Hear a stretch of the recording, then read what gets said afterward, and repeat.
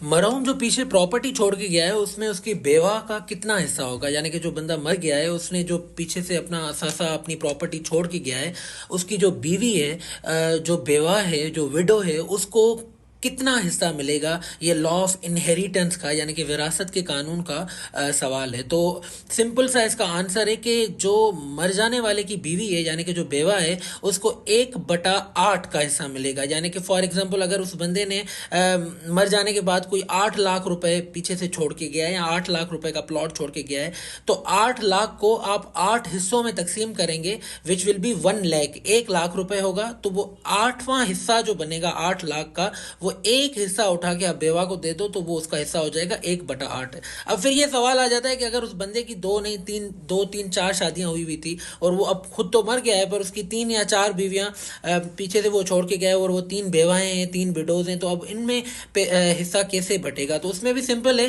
कि वो जितनी प्रॉपर्टी छोड़ के गया है उसके 8 हिस्से करो, 8वां हिस्सा उठाओ और फिर जितनी बीवियां हैं उतने हिस्से करो। अब मैं एक एग्जाम्पल देके आपको बताता हूँ। फॉर एग्जाम्पल एक बंदे ने 8 लाख रुपए वो छोड़ के गया है। अब उस 8 लाख का आप 8वां हिस्सा निकालो तो 1 लाख बनेगा। अब 1 लाख जो आपने निकाला है उसकी अगर 2 बीवियां हैं तो उसको डिवाइड बाय 2 करो, मतलब उसको 1 लाख को 2 हिस्सों में तकसीम करो। अगर 3 है तो 3 में करो, 4 है तो 4 में करो।